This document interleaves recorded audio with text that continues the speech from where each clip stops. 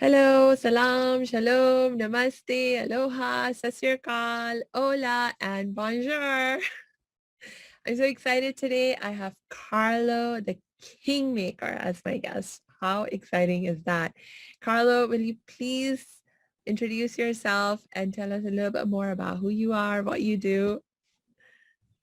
Yeah, for sure. First of all, thank you so much, Samia. I appreciate the opportunity. Super excited to be here talking about some of the stuff that I absolutely love and I know people find incredible value. Again, my name is Carlo. I'm the Kingmaker, currently living in Melbourne, Australia. I'm a Kingmaker to business owners, coaches, and elite athletes from all over the world. And my job is to really help those who are already great at what they do to be even greater. And as the title says, the Kingmaker is really helping those people to become the kings and queens of their own life, to live life on their terms and succeed at whatever they do. So it can be money, it can be performance, it can be mental performance, it can be relationships, whatever they need in order to be really the masters of every part of their life, every part of themselves, from their mind, their body, their spirit, and then to have complete control over every part of their life. That is amazing. How in the world did you become the Kingmaker? Yeah, it's actually interesting. So I've been coaching for over 12 years now. I've worked with thousands of people from kids to teenagers to elite athletes to really high-end business people. I have such a huge variety of experiences with humans of all walks. And I realized that I was actually trying to find a name for what I do. So, I was talking to my wife. I said, we need to find a name for this. And we're just kind of thinking and thinking. And then I was having lunch with a friend of mine, and he mentioned how in politics actually there is we have presidents, leaders, prime ministers, and all that kind of stuff. And he was saying to me that, said, Carla, the prime minister or the president isn't really the one that runs the show, right? Or isn't the one really in control. It's he has a kingmaker that helps them to really make the right decision, to if military term, cover their six and make sure that they that they cover the basics, and they make the best decisions as possible so they can be as successful as they can be. And I thought, what'd you say? Kingmaker? I like that. Right. And it just kind of evolved like crazy. And it's made it into very much an identity, very much a way of life, in terms of how I live my life, how I show up for all my clients, and what I do professionally for them. Awesome. I love it. I love it. Very much of the belief that if you're really going to achieve success, you can't do it on your own. You need a team behind you. You need mentors and guides behind you and around you. And um, this is, yeah, so I really appreciate what you're doing, the role that you play in other people's lives as the kingmaker. That's awesome. Thank you. Yeah. I was wondering, I'm all about making change fun and easy. Can you share with us a key to help people make it more fun and easy for them to become kings and queens of their life? Yeah, for sure. I guess a big part of my approach to everything that we do, and it's a very much an inside out kind of job. Success is really an inside out job, because whether we're coaches, whether we are elite athletes, whether we're in any kind of walks of life, parents, right? Our success externally, it really comes from within us. And I work with a lot of coaches around obviously making money, a lot of business coaches making money, and they just give you more and more strategies on how to do certain stuff. And people often don't need more strategies. They have the strategies for success. So what is the real kicker? What is really what is actually going to make change right? Because a lot of people try and they add more strategies. Oh, maybe I need to read that book, or maybe I need to do this and this. And there's so much noise out there that they go and change the strategies, but that's really not the point, because they never really change within themselves, Yeah. right? You're a happiness coach. You know the power of obviously high vibration and being in, you know, good vibes only kind of stuff, right?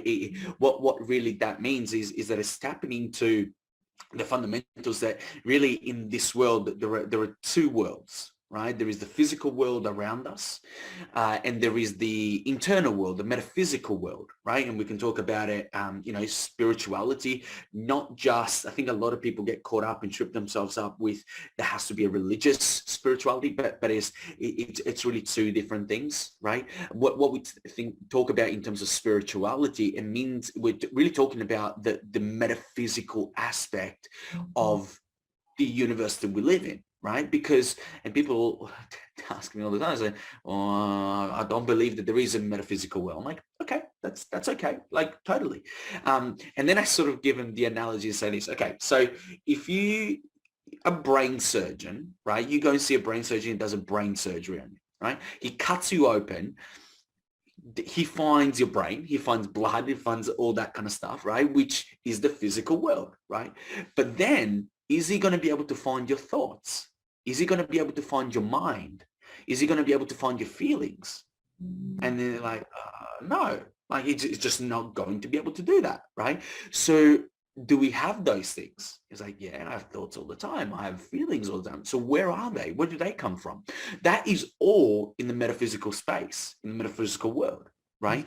So probably this is, I don't know if you'll ever hear another business coach or a mental performance coach for athletes ever talk about these kind of things. But if we really want to achieve incredible success and we want to change our life, we need to really, at the very least, have all the information that we need, or that is out there, in order for us to make the most informed decision, right?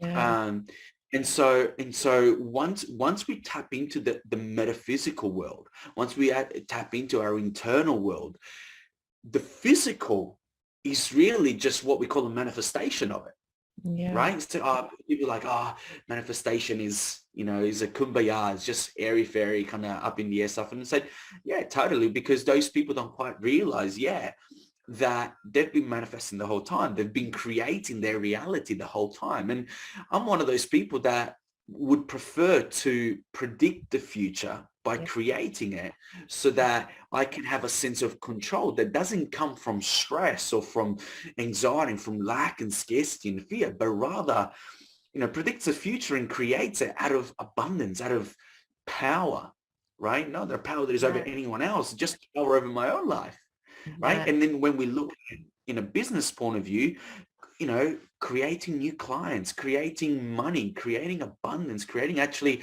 you know, the kind of business that is going to light you up, your performance, if you're an athlete, you know, creating the performance and the contract that you want, the trophies that you want, that kind of stuff, because it is possible. And so once we really understand the connection between the internal world and the external world, then life really changes and it gets really, really good. Yeah. You know, I am 100% with you on that. Recently we had the 2020 Tokyo Olympics, and I know you work with elite athletes. And, if you look at the elite athletes, whether they're Olympians or not, the let's say the people who run the 100-meter race, there is like literally microseconds that separate their times Correct. in terms of Correct. how effective and efficient they actually are. Correct. And when you think about then what is the real difference between who wins and who doesn't, and who's able to win more consistently, it's not about their physical fitness, because they're all basically at the same level of physical fitness. Very true. But the thing that really makes the difference is the mental attitude. Of And we have course it is. seen in this very Olympics also with some of the most elite athletes how true that is. Like we had the case with Simone Biles, for example. I mean, who is better than her right now in the world, or maybe even in history in women's gymnastics? And yet it was a mental attitude, a mental issue that made her unable to perform as she physically actually can. So for me, this is like absolute proof of the fact that our mental attitude is actually the foundation, and it has to be the starting point for how we achieve success in our lives. Correct. Yeah, 100%. And I mean, that was such a interesting case, at least from my point of view, with Simone Biles, and obviously massive credit to her for living true to her beliefs and to her values. Yeah. It kind of, as a mental performance coach, it kind of makes me wonder what obviously what her regime is around mental health to help her cope with those things and all of that. And I can just assume that it was obviously such a stressful moment for her, and she did the absolute best thing for her. So it's so interesting, and you're absolutely correct. It's once, but sport and business and life is the same, Yes. right? It's a very much the same thing. So you look at these people that get to the very, very top of the game, they're, them being greatness to them being mediocre, it's or being just one of the many, right? Yeah. There's a difference between a Michael Jordan, Tiger Woods, Michael Phelps, Roger Federer, Nadal, all those kind of people, right? Messi, Ronaldo. It's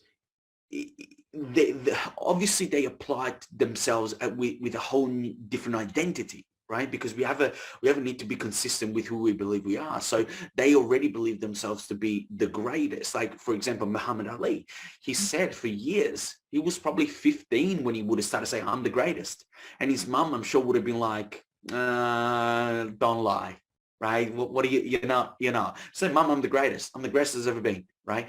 But that was his identity. So first of all, the identity that they adopt and like, no, I'm this, that then allows their actions to go. But also then the mental aspect Mhm. is really that 2 or 3% difference that really makes you stand out from the millions of people to really just be one of the greats. And obviously there's time and all those kind of things. But if you look at the business world, coaches as well, I'm like, guys, there's so much noise out there. So many people doing the same things, right? You don't need to be just a coach. You can be in any industry. There's someone has already done what you do, right? So you're not unique. So what is it going to make you stand out, right? Like how you use your mind, your identity, you really tapping into everything that there is to give you like the best opportunities for you to succeed. Yeah. Yeah. I agree with you. Let me ask you another question. How Sure. important is having fun in your ability to have the right mindset, the optimal mindset, the ability to create abundance and success in your Mhm. life? Oh, it's you know what? I think it's so underrated. I genuinely believe that fun is one of the most underrated um, gifts that in things that we can do in a journey to success. And I'll explain it because you have so many people that have been programmed. In my work, I do a lot of work around subconscious programming or reprogramming, right? But and what we mean by subconscious programming, we really mean like how we've conditioned our brain and our habitual thoughts, feelings, emotions, actions, all that kind of stuff. Now, in the pursuit, we've been raised that in order to be successful, you need to sacrifice. It's got to be hard. It's got to be this and that. It's just so stressful, anxious, difficult. And maybe if you just grind for your whole life, you might be able to just get a little slice of wealth, right? Yep. Now, the hard work, when we're not having fun and it's difficult and it's painful, really, if we just look at, hey, fun is on this side, what's the opposite? It's not fun, it's difficult, it's painful, it just, it sucks, right? Now that comes from a place of lack and scarcity and fear and insecurity. Because if you were doing the same thing, but you were having lots of fun, right? All of a sudden, from an energy point of view, if we're talking about energy right now, a fun energy is an abundant energy, Mhm. right? Because when you're having fun, you're in love. You're in love for what you're doing. You're in love with life. You're in love with yourself. You're in love with your family, your clients, and all that kind of stuff, right? Now, if people want to make change and let's say they want to make more money, now money is in abundance, Uh, right? But they're trying to get to money from like, oh, I gotta do this. I gotta do this. I gotta do this. This happened to me. I gotta do this. I can't have fun. No, I just gotta be stressed. They're trying to get abundance by living in scarcity, by living in lack, by living in fear. Now, if you can bring yourself to have fun, that is a higher energy. That's a higher vibration. And because we mentioned the two worlds, the metaphysical world and the physical world, even the physical world, the walls around me, okay, that is a vibration, right? Everything, we are vibrational beings in a vibrational world, okay? So our skin, the reason why it gets itchy is because it's vibrating really, really, really fast, and we think that it's solid, but really it's not, right? It's almost like when and someone passes away, you put them in a coffin, you bury them away, and then you kind of take them out again 50 years later, and there's nothing there. Why? Because everything has a vibration, right. right? Now, your feelings, so your thoughts are the signal into the universe, the electrical charge into the universe. Your feelings are the magnetic charge to that, right? So you have a thought. If it's an elevated thought, so a thought of greatness, you see, for example, like you think of 5 clients coming into your life right now, or you think of you winning whatever you want to win, right? And that makes you feel good. All of a sudden you have an elevated thought with an elevated emotion. Now, the longer you hold on to it, it's going to attract to you, right? It's going to take some time. So if you can be one of the few people that holds the feeling for 6 to 8 weeks in quantum physics, it takes 6 to 8 weeks for you to manifest it, right? Mhm. So if you can be patient, it will come to you. But at the same time, if we have a thought of just, I'm not good enough, I don't have enough money, this, that, that's a lower energy, right? Right. And that's what stress is, right? So people, business owners, they're living stress all the time. Oh, I don't have enough. They're focusing on what they don't have, right? Yeah. It's a lower energy, and you don't have fun when you're in survival mode, because adults, on average, someone did a study and said 70% of the day we live by stress hormones. Now, when you're living in stress, you're in survival, right? And when you're in survival, you don't have fun. It's not time to have fun. It's not time to enjoy life. It's not time to think of abundance, to sit there and meditate and be like, oh my God, I'm just grateful. Thank you. No, you don't do that. You just run, or you hide, or you fight, Mhm. right? So having fun, if you can bring yourself in having fun, or that smile, feel good, right? It's going to attract so much more. Every time you smile, success comes to you. Every time you smile, money comes to you. Every time you smile, you get, that which you want, right? So yeah, fun is so underrated, right? And yeah, I know obviously you're massive about it, and that's what you do, right? And it's there's a reason because when you start having fun, what happens? A lot of people do in manifestations say, oh, I want money, I want to make money, I want to make money, I need money, I want to manifest money, right? But we don't manifest what we want. We Yeah. don't attract what we need. We Yes. attract and we manifest what we are, Yeah. right? That's why being in fun, being in gratitude, being in joy is Yeah. important, because that's what you attract to you. That's right. And you have to cultivate consistency, because if Mm. on the one hand you are thinking, okay, I'm the greatest, but there's at the same time you another part of you is like, I'm not good enough, I'm lying to myself, and you don't have consistency in the energy that you're releasing through these different thoughts, you're going to compromise your results. You're going to Sure. compromise your ability to manifest what you want. Yeah.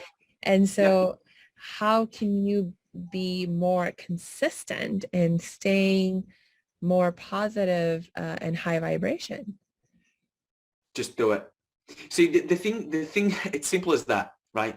But let's complicate it because people just don't take simple answers, right? So let's try this. Um, the problem with the reason why most people don't succeed is because they know what they need to do. Like we spoke about this. So they know what they need to do, but what's going to happen? They make that change. Like if I say to someone, smile more, I said, hey, you've got to smile the whole day, right? Like, yeah, I'll start smiling. And then there comes a point where it just doesn't feel good. It doesn't feel natural. It doesn't, they start negotiating with themselves. They start justifying, they start just compromising, right? Now, people get caught up that as soon as something doesn't feel good, it doesn't feel right, doesn't feel natural, that's when they stop, Mm-hmm. right? But that is just their program. And that is the very, very thing that has kept them small, has kept them mediocre, and has kept them just not succeeding, right? So in the process of change, it starts with routine. You just got to almost force yourself to do it, Mm-hmm. right? And I know people are like, oh, I don't want to force myself, but there's got to be a point when you say, no, this is what I want. This is what I want. I made a decision, I made a commitment. This is what I want, right? So when you make that, you just got to be like, okay, I'm not negotiating with myself. I'm not compromising. I'm just doing this. Now, your body and your mind are going to play tricks on you, right? Because when we talk about the subconscious mind, we're really talking about our body. Your Right. body is your subconscious mind. It's not your mind that is your subconscious, it's your Yeah, body, that's because right. these are where all your feelings are, right? So so your body like, oh no, I don't feel like it. Doesn't feel natural. I feel like I'm just lying to myself. I feel like and all that kind of stuff. And so we stop, right? So we don't give the routine the chance to become a habit, Mm-hmm. right? Because once it becomes a habit, it's like, oh man, this is easy. Like I enjoy it. It's good. That was easy all along, right? What was the big deal? Exactly, because they've gone through the moment to pay their dues in order to have the success. But in that moment where you create the routine, it's not going to feel good. It's just not, because you are reprogramming yourself. Yeah. You're reprogramming your mind to do something else. And most people, that's the biggest thing that they don't do. Because if they did it, oh man, their life would change. It would be incredibly, like when, if we realize that that's really the biggest wall between people being and continuously living the life they are, because then they lie to themselves like, oh, things are going to get better. Mhm. No, they'll get better. They'll get better. Yeah. Things will get better. Just hope it will get better. But what did Einstein say? Right? Einstein said that if you keep thinking the same thoughts that you did yesterday, and you think today is going to have different results, that's insanity. Right? That's That's right. insane. That's That's insane. right. But people are happy to do that. You see it all the time, right? Why? Why are they happy to do that? Simply because it's familiar. How Right. crazy, right? That your brain is happy for you to stay broke, to stay small, to stay the same, just because it's familiar. It's almost like it's saying, oh, you know what, Samia, no, don't do that. I mean, things are like this right now. And, I know that it sucks. I know. But at least you know what it feels like. Yeah, at least you know. That's okay. You can, you know what? Don't worry about your potential. Don't actually worry about being the best coach you can be. And just stay the same. At least we know. We know what's going to come anyway. You just put up with it again. Right. People do this all the time. People live their life like this. It's crazy. But if you actually make the change, reprogram yourself, rewire your body in a new way, when people say like you have unlimited potential, it's because it's true. But a lot of people just never get to it, which is Yeah, sad. it is. It is. I think like a couple of thoughts came to my mind when you were sharing. One of them was actually a tip about mindset that I learned from my happiness coach, my happiness expert, who like I mentored, who was my mentor and who taught me how to become a happiness coach and expert that I am now. And she said that, look, research very clearly shows that if you set a goal for creating a new routine or whatever, and then you, um, like if you think to yourself, like you say, okay, I'm going to start thinking this thought of I'm the greatest, like Muhammad Ali. So you can achieve the success that you need and want and desire in your profession. But then there's this other part of you that's saying, no, that's a lie. That's not true. You're not the greatest yet. So rather than being like, oh, ignoring that voice entirely or trying to resist it or fight it, if you can say, oh, thank you, voice. Thank you for giving me the feedback. And I'm not actually lying to myself, because think about it like this.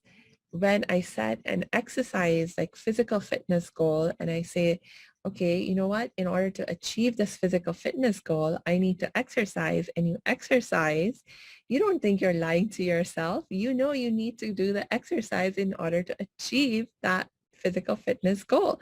And it's the same thing with your mind. You have set a goal and now you're just exercising your mind, and eventually you will actually achieve that mental, emotional goal that you have set for yourself. And in the meantime, you're not lying to yourself. You're literally just doing what you need to do to make the goal happen. Yeah, I really like that. It's a very nice way to explain it, and the way that I explain it to my clients, similarly to that, is that that's really just the program, right? That is just your subconscious mind trying to keep you Yeah, small, right? yeah, Um, and a lot of people try and avoid it, but once you face it, even if you say, I think we're bringing affirmations a little bit into this as well. And the reason why affirmations don't work is because if Muhammad Ali, was saying, I'm the greatest, I'm the greatest, I'm the greatest, I'm the greatest, but internally he felt, I'm the weakest, I'm the weakest, I'm the weakest.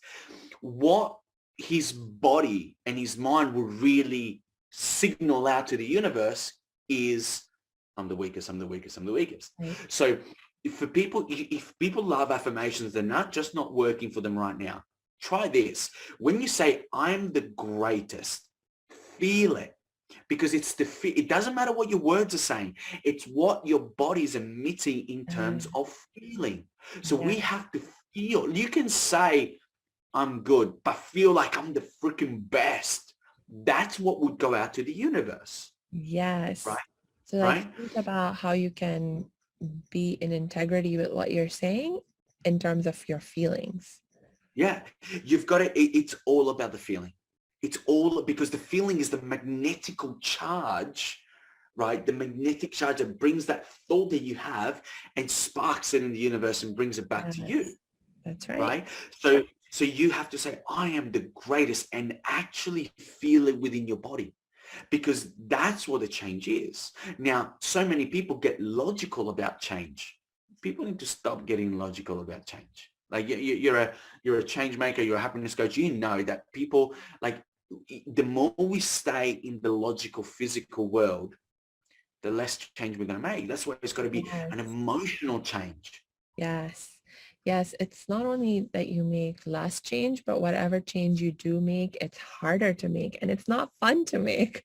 So please Yeah. don't. If you want to make change fun and easy, don't get logical about making change. Correct. Yeah, no, exactly. And instead of calling it change, call it upgrade. I feel like it's a lot. It's almost like the difference between sacrifice and investment. Mm-hmm. I always call it investment. Words Yeah. are very powerful. Language is very Yeah. powerful for your brain.